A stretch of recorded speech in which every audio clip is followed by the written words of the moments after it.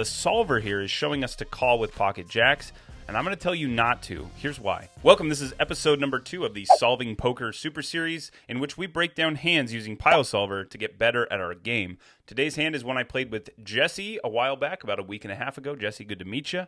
And this one gets pretty interesting by the river. Let's get into it. So I have red jacks in this hand, and my opponent is to my direct right in the hijack. He makes it $18 in a straddle pot, playing 1-3-6.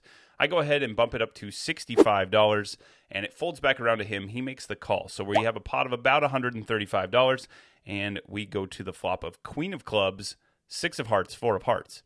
He chooses to check, which his range is going to do almost every single time. But before he does that, he definitely pauses and looks at his chips and looks pretty interested in the board and in betting.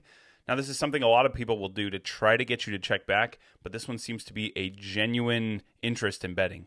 Jesse, correct me if I'm wrong, man, or if you played me, good job, but I think there was some genuine interest in betting here that I picked up on, and for that reason, even though I would normally choose to bet this board, he doesn't have a queen, he doesn't really have much of anything, right? He doesn't have the overpairs because he chose not to 4-bet us, so it's a pretty safe board for pocket jacks, and I would normally continue. But based on what he's doing with his body language, I feel like he's got a piece and he's sticking around no matter what. In that case, I don't want to bloat the pot and make this bigger than I want it to. I don't want to be put to a difficult decision where I have to lose out if I have equity. So I'm going to go ahead and check this one back. Again, not normally what the solver would do, but if you have a read on an opponent that trumps what you would normally do, I think that's worth taking advantage of. So I go ahead and check back here. King of Hearts comes down on the turn, and now Jesse chooses to lead for $40. So this is 30% pot. This is a really small bet, and you can see that he's going to be doing this with some of his flushes. So if we get into this, these are the flushes that are actually going to continue here, and then he's going to have some kings, some 2-pair combos. A lot of this is just a flush, and then he's going to do this as well if he's balancing, which most opponents I would say are probably not, with some of his smaller pairs. But then the ace high combinations, I think this is something that went through my head. You're going to have a lot of like ace of hearts that doesn't even have a pair here, ace jack, ace 10, things like that. And those hands can go ahead and continue where they are looking to hit the flush, and maybe they have a piece. But since I'm in a position where I might be good against those hands, I also may improve. Let's say he has like king, queen, and I improve to a flush. I block some of the flush combinations, and therefore they're not as likely to be in his hand. I'm going to go ahead and make this call. So he goes ahead and bets 40. You can see that jacks are calling basically 100% of the time here. I go ahead and make that call. Here's where the hand gets really interesting. So now the 10 of diamonds comes down, and he chooses to bet 80. I put in the solver size really close here, and it came out as 75, but you get the point. It's a similar size bet. Now you can see the solver is going to choose in this spot 16% of the combos on either side. The really big, the really large bets, or the really small bet are the ones that it prefers the most, and it's doing that with a lot of flushes. It's doing it with some of the 2-pair combos. It wants to bet for value, but it doesn't want to go huge. So those are some of the smaller sizes that it's choosing. And even some of the sets. This board is not great for a set, but you still want to go ahead and get some value. So those are kind of the hands that are going for it. Some of the ones that are bluffing now are the ones that have no showdown value. So you can see that the 8s and 7s here, not real strong hands, but because they basically are never good at showdown, they're going to go ahead and turn into a bluff a fair amount of the time. And so you can see those are betting. And so when he bets here, my initial response, when I'm closing when there's no action left, and I'm like, okay, my information, it doesn't matter if I give my opponent information, I'm either going to call or fold, then I will kind of let down my guard, and I'll give away information. So I lean back in my chair at this point, my chips on my cards, and I just sit back and kind of think, and I'm just trying to think through, okay, what are the bluffs here? How many combinations of like an ace X with a heart is he going to have? And after thinking on it for a long time, there's not that many combinations, and on top of that, most live players aren't going to make that bluff, especially for a small size with just the ace of hearts. Most people play pretty straightforward on rivers. I've not played with Jesse a bunch before, and so I don't know a ton about him. And so I'm just trying to think through, like, what are the bluff combinations? Should I ever be calling here? And I arrive at the decision that I'm not supposed to be calling. So my next option is fold. And then as I'm sitting there, I start thinking, well, let's see. If I'm going to turn anything into a bluff, it would be something that blocks the nut flush and it blocks the straight. All right, so when you look at what I'm supposed to be doing here on the river, you can see that some of the ones where I'm going to go ahead and make a raise, I've got a set or I have a flush.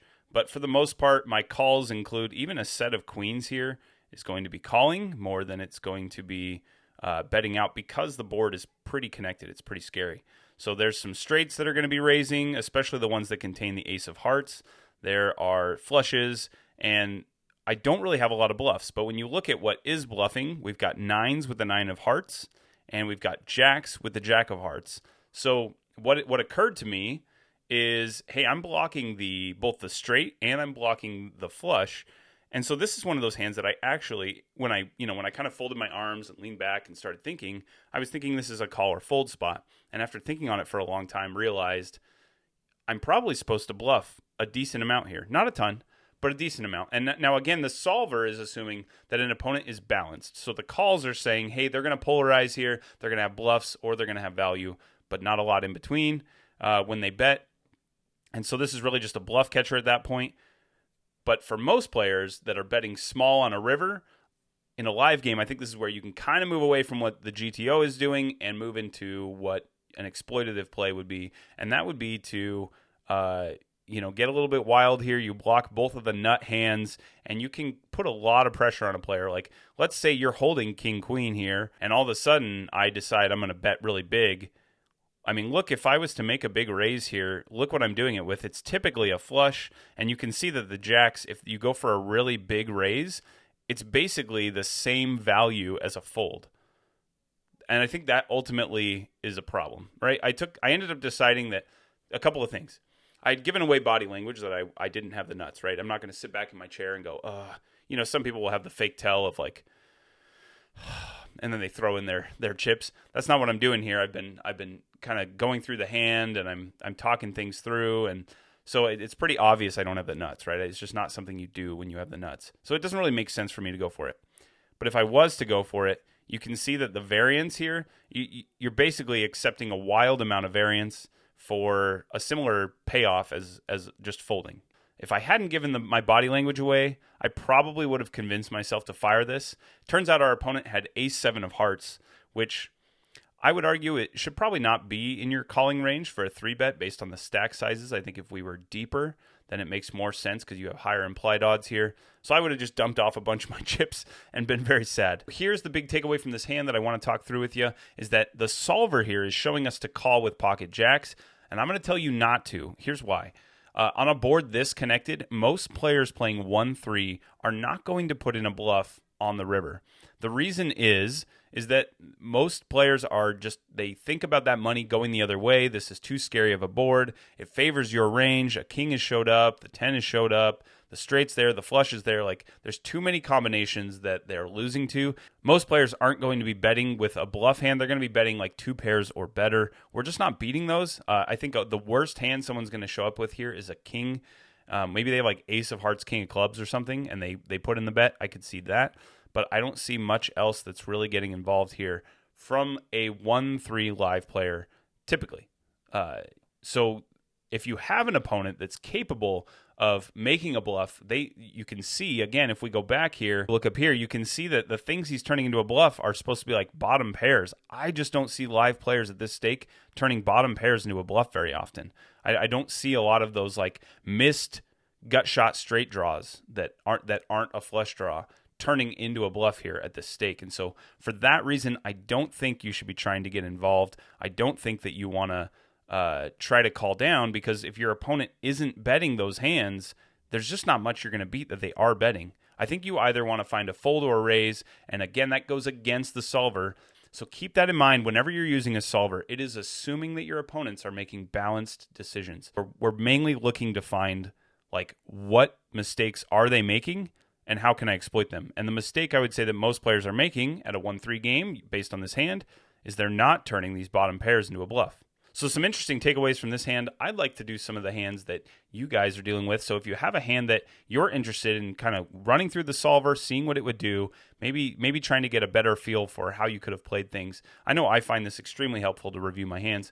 Love to do some of yours as well. My contact information is in the description box below, and check out my email there. Send me your stack size, position, opponent's position, stack, the run out, everything, all the details that you can send me, and then I'll choose one of those hands and make future episodes out of that.